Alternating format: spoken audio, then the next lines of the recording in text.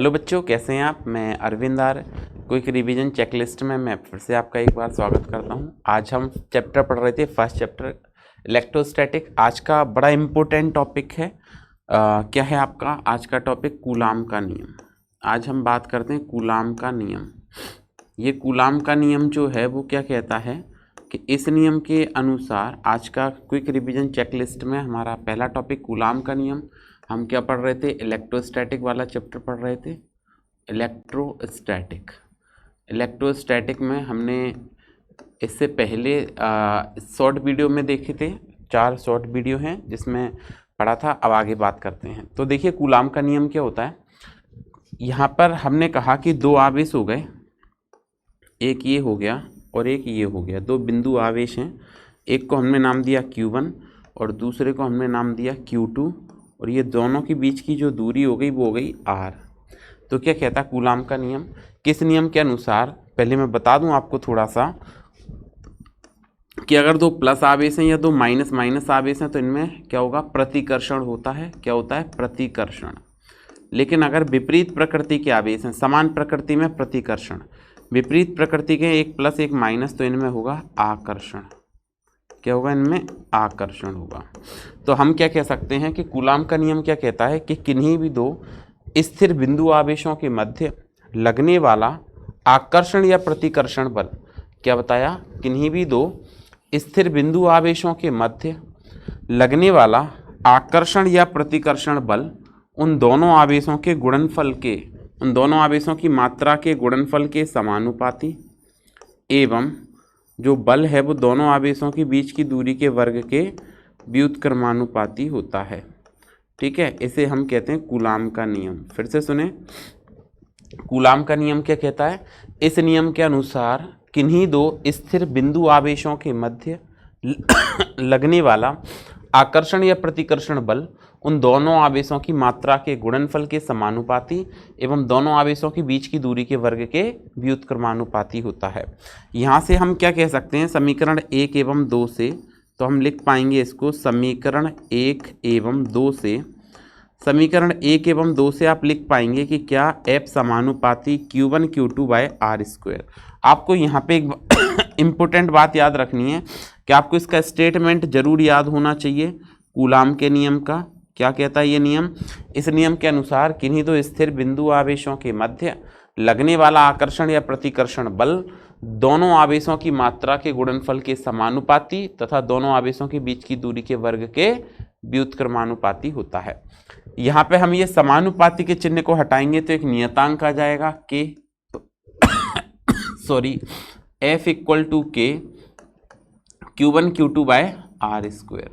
ये आ गई आपकी value F equal to K Q1 Q2 upon R square.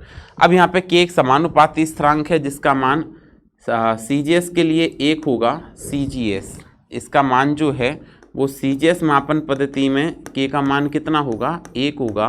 तो ये हम समीकरण 3 में K का मान 1 रख पाएंगे तो आपका आएगा बल F बराबर Q1 Q2 बटे R स्क्वायर, ये बल आ जाएगा। लेकिन अगर हम SI की बात करें, SI पद्धति की बात करें तो SI पद्धति में K का जो मान होगा वो होगा 1/4 पाई एप्सिलॉन। ठीक है, क्या होगा, 1/4 पाई एप्सिलॉन। और यहाँ पे जो आपका एप्सिलॉन आएगा वो आएगा आपके पास एप्सिलॉन नॉट एप्सिलॉन R। तो इसको हम लिख पाएंगे क्या, K बराबर सॉरी क्या लिख पाएंगे, K बराबर 1/4 pi epsilon naught epsilon R। ठीक है, तो यहाँ पर एप्सिलॉन को कहते हैं आपेक्षिक विद्युतशीलता, एप्सिलॉन नॉट को कहते हैं वायु या निर्वात की विद्युतशीलता, और इसका मान होता है 8.85 10⁻⁻12। इकाई भी साथ में आप इसकी याद रखें, एप्सिलॉन नॉट की ये हो जाएगी क्या, coulomb square upon newton metre square. कई बार ये वैल्यू पूछी गई है इसलिए आप इसको याद रखें। फिर देखें तब समीकरण 3 से हम क्या कह सकते हैं, समीकरण 3 से इसके बाद तो हम समीकरण 3 से इसको लिख पाएंगे क्या, K की वैल्यू यहाँ पे पुट करी तो ये जो बल आएगा वो आ जाएगा 1/4 pi epsilon naught epsilon R into Q1 Q2 upon R square. ये बल आ गया, लेकिन ये बल कब लागू होगा, केवल माध्यम के लिए सत्य है। मीडियम के लिए सत्य है, ठीक है, केवल कहाँ सत्य है, माध्यम में, और बल की इकाई होती है न्यूटन। यहाँ पे हम इस इकाई को कह पाएंगे डाइन, जो बल की इकाई बनेगी वो क्या बनेगी, डाइन, यहाँ पे क्या बनेगी, न्यूटन। आगे चर्चा कर लें इसमें तो हम लिख पाएंगे यहाँ पे वायु या निर्वात के लिए, वायु या निर्वात के लिए, वायु या निर्वात के लिए अगर हम बात करते हैं तो वायु या निर्वात के लिए जो एप्सिलॉन आर है वो 1 हो जाएगा, और अगर यहाँ पे 1 रखेंगे तो जो बल आएगा वायु में वो क्या आएगा, 1/4 pi epsilon naught into Q1 Q2 by R square. और ये जो 1/4 पाई एप्सिलॉन नॉट है आप इसको कह पाएंगे क्या, 9 × 10⁹, इसका आंकिक मान होगा Q1 Q2 by R square. जो 1/4 पाई एप्सिलॉन नॉट है ये कितना होता है, तो इस बात को याद रखें कि 1/4 पाई एप्सिलॉन नॉट जो है वो आपका होता है कितना, 9 × 10⁹।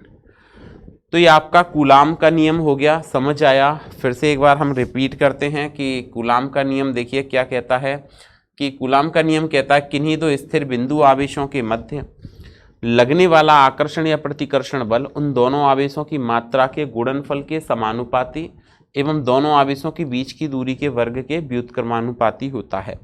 समीकरण 1 और 2 से हम कह सकते हैं समानुपाती Q1 Q2 upon R square.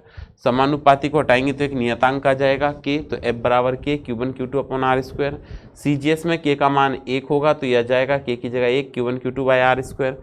SI की बात करें तो K का मान होगा 1/4 पाई एप्सिलॉन, और एप्सिलॉन को कहेंगे एप्सिलॉन नॉट एप्सिलॉन आर, तो यह जाएगा 1/4 pi epsilon naught epsilon R. यहाँ पे एप्सिलॉन नॉट को कहते हैं वायु निर्वात की विद्युतशीलता, जिसका जो मान है वो होता है 8.85 10⁻⁻12 कूलाम स्क्वायर पर न्यूटन मीटर स्क्वायर। फिर आगे बात करते हैं इसके बाद, देखिए ये हम मीडियम की बात कर रहे हैं, तो यहाँ पे हमने कह दिया K का मान समीकरण 3 में रखेंगे तो 1/4 pi epsilon naught epsilon R Q1 Q2 by R square. अब वायु निर्वात की बात करें तो एप्सिलॉन आर का मान 1 हो जाएगा, और ये फॉर्मूला आपका बनेगा 9 × 10⁹ Q1 Q2 by R square. ध्यान रखें जो एप्सिलॉन आर है इसको कहते हैं परावैद्युतांक। क्या कहते हैं एप्सिलॉन आर को, परावैद्युतांक कहते हैं, और इसका मान वायु निर्वात के लिए 1, लेकिन शुद्ध धातु या चालक के लिए अनंत होता है। ये पूछा गया क्वेश्चन है, शुद्ध धातु या चालक के लिए, शुद्ध धातु या चालक के लिए, शुद्ध धातु या चालक के लिए इसका मान कितना होता है, अनंत होता है चालक के लिए। तो याद रखें इसका मान शुद्ध धातु या चालक के लिए बनता है हमारा अनंत। यहाँ से हमने कूलाम के नियम को पढ़ा। फिर देखो एप्सिलॉन नॉट की इकाई आ गई, कई बार इसकी विमा भी पूछ ली जाती है, तो विमा के लिए भी अगर हम एप्सिलॉन नॉट की विमा भी लिखें तो देखिए विमा क्या आएगी, विमा आएगी, हमने बल का सूत्र जो पढ़ा वो पढ़ा F बराबर 1/4 पाई एप्सिलॉन नॉट, और यहाँ पे पढ़ा हमने Q1 Q2 by R square. तो अगर इसकी विमा बनाएंगे तो एप्सिलॉन नॉट की विमा जो है वो बन पाएगी Q1 Q2 अपॉन 4 पाई एफ आर स्क्वायर, ये बन जाएगी। आवेश की विमा होती है 80, और दूसरा आवेश इसकी भी विमा 80 हो जाएगी। 4 पाई विमाहीन राशि है, बल की विमा बनती है MLT-2, और आर स्क्वायर है तो ये बन जाएगा L स्क्वायर। तो इसकी फाइनल आपने विमा जो बनाई वो क्या बनी, M ऊपर गया तो M-1, L स्क्वायर और L का गुणा किया तो L-3 हो जाएगा, T ऊपर जाएगा तो T की पावर 4 A स्क्वायर। ये इसकी विमा बन गई किसकी, एप्सिलॉन नॉट की। इसकी आपको विमा भी याद रखनी है। फिर देखिए इसमें एक और क्वेश्चन आता है कि इकाई आवेश को परिभाषित कीजिए। तो हम लिखते हैं क्या, इकाई आवेश की परिभाषा, इकाई आवेश की, इकाई आवेश की परिभाषा, इकाई आवेश की परिभाषा। तो देखिए इकाई आवेश क्या कहलाता है, ये भी एक बार या एक कूलाम की एसआई परिभाषा, ऐसा भी लिखा आ सकता है, इकाई आवेश की परिभाषा या एक कूलाम की एसआई परिभाषा। तो हम कह सकते हैं कि जो हमने बल पढ़ा वो पढ़ा F बराबर 1/4 pi epsilon naught into Q1 Q2 by R square, ये पढ़ा। यहाँ से मैं कंडीशन लगाऊं कि यदि ऐसा हो जाए कि Q1 बराबर हो Q2 के, और इसको मैं कह दूं Q, R बराबर हो जाए आपके पास 1 मीटर, और जो बल है उसका मान हो जाए कितना, 9 गुणा 10 की घात 9 न्यूटन। ठीक है, तो इस स्थिति में आप यहाँ पे इसको क्या लिख पाएंगे, देखो ये वाली वैल्यू यहाँ पे रखते हैं, तो F की जगह तो हमने लिखा 9 गुणा 10 की घात 9, F की जगह क्या लिखा, 9 गुणा 10 की घात 9, 1/4πε0 को भी हम कहेंगे 9 गुणा 10 की घात 9। Q1 और Q2 आपस में बराबर हैं, तो इसको हमने लिखा Q गुणा Q, R स्क्वायर को हमने लिख पाए 1 का स्क्वायर। सॉल्व करेंगे तो यहाँ पे क्या होगा, ये बनेगा आपका 9 गुणा 10 की घात 9 से ये कैंसिल हो गया, Q स्क्वायर बराबर 1 बना, मतलब Q बराबर रूट सॉल्व करोगे तो 1 कूलाम आ जाएगा। यहाँ से इकाई आवेश या इकाई कूलाम की परिभाषा लिख सकते हैं कि क्या, जब दो आवेश परिमाण एवं प्रकृति में समान, जब दो आवेश परिमाण एवं प्रकृति में समान एक दूसरे से 1 मीटर की दूरी पर वायु या निर्वात में स्थित हों तथा वो एक दूसरे को 9 गुणा 10 की घात 9 न्यूटन के बल से प्रतिकर्षित करें, क्योंकि परिमाण में समान है और प्रकृति में समान है तो प्रतिकर्षण होगा। तो क्या बताया, जब दो आवेश परिमाण एवं प्रकृति में समान एक दूसरे से 1 मीटर की दूरी पर वायु या निर्वात में स्थित हों तथा वे एक दूसरे को 9 गुणा 10 की घात 9 न्यूटन के बल से प्रतिकर्षित करें, तब प्रत्येक आवेश 1 कूलाम कहलाता है। प्रत्येक आवेश कितना कहलाता है, 1 कूलाम कहलाता है। ये 1 कूलाम की ऐसा ही परिभाषा आप पढ़ सकते हैं, इंपॉर्टेंट है। इसके बाद देखो एक और परावैद्युतांक की परिभाषा भी आपको पढ़ लेनी चाहिए। परावैद्युतांक होता है वायु में बल, माध्यम में बल। तो देखिए इसकी परिभाषा यहाँ से क्या बनेगी, ये एक इकाईहीन एवं विमाहीन राशि है। तो क्या कहेंगे, जब दो आवेशों को वायु या निर्वात में, दो आवेश हो गए, एक Q1 हो गया और दूसरा आवेश Q2 हो गया, दोनों के बीच की दूरी हो गई R। तो क्या कह दिया कि जब दो आवेशों को वायु या निर्वात, जब दो आवेशों को एक निश्चित दूरी पर वायु में स्थित किया जाता है तब उनके मध्य लगने वाला बल, एवं समान आवेशों को समान दूरी पर किसी माध्यम में रखने पर उनके मध्य लगने वाले बल का जो अनुपात है वो परावैद्युतांक कहलाता है। क्या बताया, फिर से सुने, जब दो आवेशों को एक निश्चित दूरी पर, दो आवेशों को एक निश्चित दूरी पर वायु में रखने पर उनके मध्य लगने वाला बल, एवं समान आवेशों को समान दूरी पर निर्वात में रखने पर उनके मध्य लगने वाले बल का अनुपात परावैद्युतांक कहलाता है। तो ये आपका कूलाम का नियम हो गया। फिर कई बार आपसे इसमें पूछेंगे कि कूलाम के नियम का सदिश रूप बतलाइए, तो हम यहाँ पे लिखते हैं कूलाम के नियम का सदिश रूप। देखिए क्या है, कूलाम के नियम का सदिश रूप, कूलाम के नियम का सदिश रूप। अगर हम कूलाम के नियम के सदिश रूप की बात करें कि इसका सदिश रूप क्या होगा, तो देखिए हमने बल का सूत्र पढ़ा, F बराबर 1/4πε0, वायु या निर्वात की बात कर रहे हैं, Q1 Q2 by R square. अब किसी भी अदिश को सदिश में बदलने के लिए हम क्या करते हैं, उसमें इकाई सदिश से गुणा कर देते हैं। तो हमने लिखा F वेक्टर बराबर 1/4πε0 into Q1 Q2 by R square, Q1 Q2 divided by R square, और इसमें हमने क्या किया, इकाई सदिश R कैप से गुणा कर दिया। जब भी हम इसमें इकाई सदिश से गुणा करेंगे तो इकाई सदिश से गुणा करने पर ये बनेगा सदिश बटे सदिश का परिमाण, ये बन जाएगा। तो इसको हम लिख पाएंगे F vector equal to 1/4πε0 into Q1 Q2 upon R square, और R कैप को लिख दिया R vector upon mod of R vector. तो जो फाइनल वैल्यू बनेगी वो क्या बन जाएगी, वो बनेगी F vector is equal to 1/4πε0, ठीक है, into Q1 Q2 upon mod R vector का cube multiplied by R vector. ये सदिश रूप बन गया इसका कूलाम के नियम का। ठीक है, तो ऐसे हमको ये कूलाम का नियम आपका कंप्लीट हो गया, आपको इतना पढ़ना है। अब इसमें देखिए कुछ बेसिक से क्वेश्चंस पूछ लिए जाते हैं। देखिए जैसे एग्जाम्पल के तौर पर हम देखते हैं कि एग्जाम्पल क्या है कि आपको ऐसा कहा गया कि दो आवेश एक है 3 गुणा 10 की घात -7 कूलाम और दूसरा है 2 गुणा 10 की घात -7 कूलाम। तो क्या कहा, दो आवेश 3 गुणा 10 की घात -7 कूलाम एवं 2 गुणा 10 की घात -7 कूलाम एक दूसरे से 30 सेंटीमीटर की दूरी पर स्थित हैं, तब उनके मध्य लगने वाले बल की गणना कीजिए। ये क्वेश्चन पूछा गया है।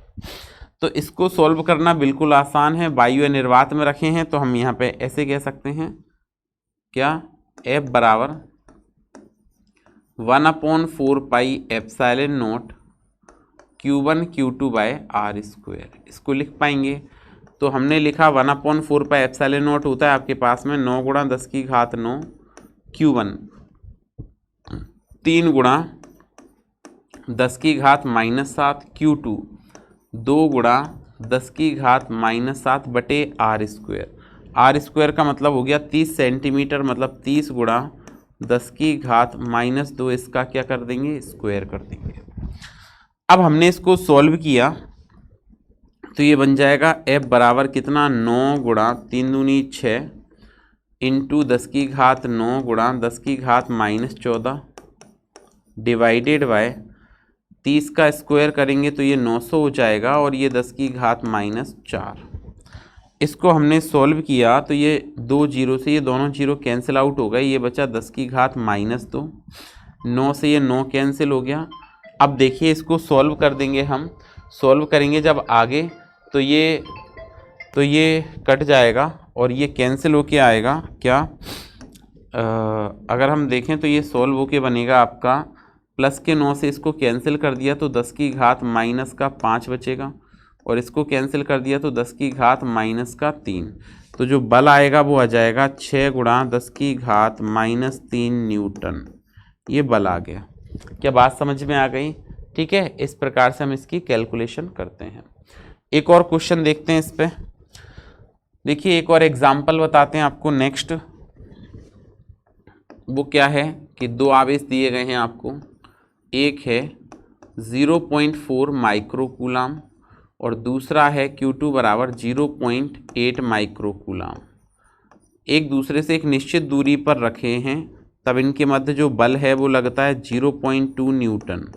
तो वो दूरी बतानी है आपको। तो सिंपल सा क्वेश्चन है ये भी। आपको क्या करना है, इसको माइक्रोकूलाम को बदल देना है किसमें, कूलाम में। तो यह जाएगा 0.4 माइक्रोकूलाम को बदलेंगे तो 10 की घात -6 कूलाम, 0.8 और इसको भी बदलेंगे तो 10 की घात -6 कूलाम। तो आपको सॉरी यहाँ पे बल का सूत्र लगा देना है जो आएगा F बराबर 1/4 pi epsilon naught into Q1 Q2 by R square. बल आपके पास कितना है, 0.2 न्यूटन है। 1/4 पाई एप्सिलॉन नॉट आपका 9 गुणा 10 की घात 9 होता है। Q1 का मान आपका 0.4 इंटू 10 की घात -6 आ जाता है।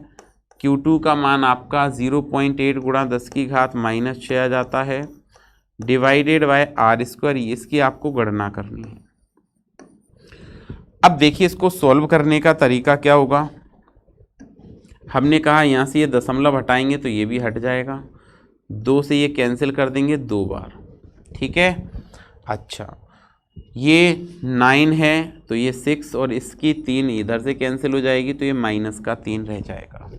इतनी बात समझ में आ गई। R स्क्वायर को इधर लिखा हमने साइड में, तो ये बचेगा R स्क्वायर बराबर 9 इंटू 2 इंटू 0.8 और क्या रहा 10 की पावर -3।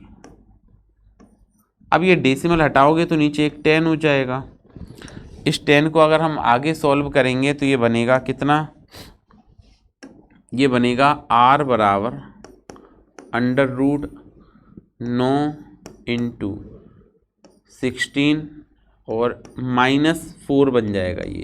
ये 10 को आप ऊपर लिखेंगे तो -4 9 का रूट 3 होता है, 16 का रूट 4 होता है, ये 10 की पावर -2 मल्टीप्लाई करें तो 12 इंटू 10 की पावर -2 आएगा। कहने का मतलब आंसर आ गया 12 सेंटीमीटर। ठीक है, ये बात समझ पा रहे हैं आप? क्लियर इतना? तो ये आपका कूलाम का नियम यहाँ तक आपको पढ़ना है। ये कूलाम का नियम कंप्लीट हो गया। ठीक है, फिर मिलते हैं नेक्स्ट क्लास में। Thank you.